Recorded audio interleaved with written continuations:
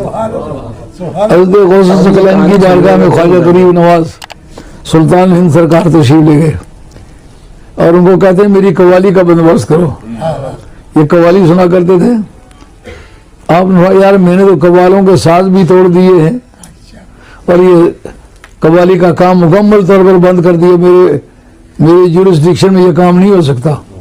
انہوں نے کہا میں آپ کا خلیرہ بھائی بھی ہوں, آپ کا مہمان بھی ہوں, یہ میرا ذوق خراب ہو رہا ہے, آپ کو بندوبست کرنا. فرمایا ساز والا بھی کوئی نہیں, ساز بھی کوئی نہیں. تو کہا یہ میری ذمہ داری نہیں ہے, یا آپ غوث نہ کہلوائیں یا کھڑا کر کے دکھائیں, یا آپ غوث نہ کہلوائیں یا کھڑا کر کے دکھائیں. چلے گئے قبرستان میں. یہ پوچھا اس قبرستان میں ایک کوئی سرنگی بجانے والا بھی مرا تھا, وہ بھی دفن ہوا ہے. دوستوں نے بتایا کہ یہ قبر ہے اس کی. آپ اس کو فرماتے کم بے اذنی, میرے حکم سے کھڑا ہو جا.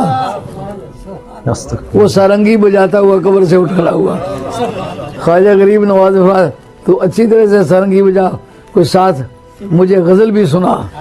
تو پھر اس نے غزلیں بھی گائیں, ساز بھی بجائے, اور اس کے بعد پھر اس کا انتقال ہو گیا, اس کو قبر میں دفن کر دیا گیا. نبی کریم علیہ السلام نے مردہ زندہ کیا تھا, غوث پاک علی جناب نے بھی مردہ زندہ کیا, لیکن دیکھیں سرکار قم باذن اللہ, اللہ کے حکم سے کھڑا ہو جا. لیکن غوث پاک قم باذنی, میرے حکم سے کھڑا ہو جا.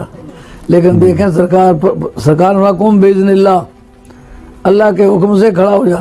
لیکن غوث پاک قم باذنی, میرے حکم سے کھڑا ہو جا.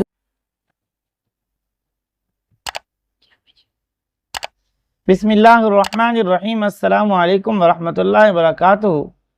لسنر کلپ آپ نے ملاحظہ کیا یہ کیا بکواس کر رہا ہے.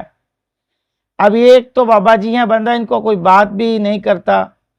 خیر, لیکن میں آپ کو حقیقت سے پردہ اٹھا ہی دیتا ہوں, بتا ہی دیتا ہوں کہ کلپ میں اس نے کہا کہ خواجہ غریب نواز کا قوالیوں کا شوق پورا نہیں ہو رہا تھا تو غوث پاک کے پاس آئے. انہوں نے کہا تم غوث پاک ہو اور میرا شوق پورا کرو. قبرستان میں گئے, ایک سرنگی بجانے والے کو زندہ کر دیا اور کہا کم باذنی, میرے حکم سے زندہ ہوگا, زندہ ہو جا. پس وہ زندہ ہو گیا اور اس نے سرنگی بجائی, غزلیں گائی. الفاظ دیکھ لیں آپ, غزلیں گائی.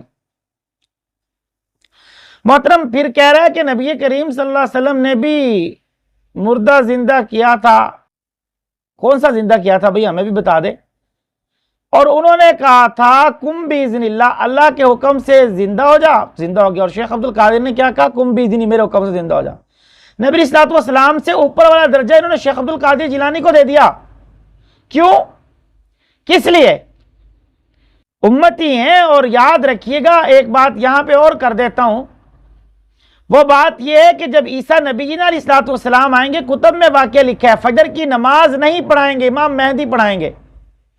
کیوں پڑھائیں گے؟ کہ میں آپ کا امتی بن کر آیا ہوں.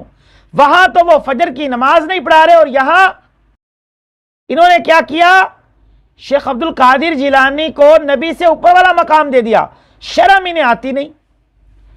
وہ ان کے پلے ہو تو آئے نا, وہ حیا ہی نہ دے پلے ہوئے تئی تے آئے نا انہوں حیا آندھی نہیں, ڈوب کے مردے ہی نہیں. تو بڑے آرام سے, تسلی سے, سکون سے, اطمینان کے ساتھ بکواس کر رہا ہے. بکواس کیا ہے کہ سرکار نے مردہ زندہ کیا تو کہا کم باذن اللہ, اور شیخ عبد القادر نے کیا تو کہا کم باذنی. گویا کہ یہی ہوا نا, نبی اسلام نے تو اللہ کے حکم سے کہا, اور حالانکہ کہا نہیں ہے. عیسیٰ اسلام کہتے تھے کم باذن اللہ, اللہ کے حکم سے زندہ ہوا, تب وہ زندہ ہوتا تھا. لیکن یہاں شیخ عبد القادر جیلانی نے کیا کہا, کم باذنی, میرے حکم سے زندہ ہو جا. خیر, نبی علیہ الصلوۃ والسلام تو دور کی بات, یہاں شیخ عبد القادر کے درجے کو دیکھا جائے تو اللہ سے بھی اوپر کر دیا. شرم نہیں آتی انہیں. حالانکہ زندگی اور موت کا مالک کون ہے؟ فقط اللہ. اور یہ تو کافر بھی کہتے تھے. اگر ان سے سوال کیا جائے نا, وَلَئِن سَأَلْتَهُم مَّنْ خَلَقَ السَّمَاوَاتِ وَالْأَرْضِ, کون ہے جس نے زمین آسمان کو بنایا؟ وَسَخَّرَ الشَّمْسَ وَالْقَمَرَ, کس نے سورج اور چاند کو مسخر کیا؟ لَيَقُولُنَّ اللَّهُ, تو وہ بھی کہتے تھے اللہ ہے.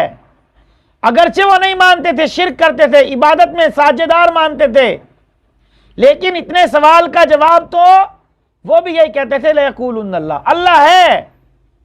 تو آج یہ مشرکوں سے بڑے بن چکے ہیں. میں اب نام الفاظ نہیں بتانا چاہتا, میرے پاس وہ الفاظ نہیں ہے جو انہوں نے کہا کہ وہ کہتے تھے کن باذن اللہ, اور غوث پاک نے کیا کہا, کن باذنی.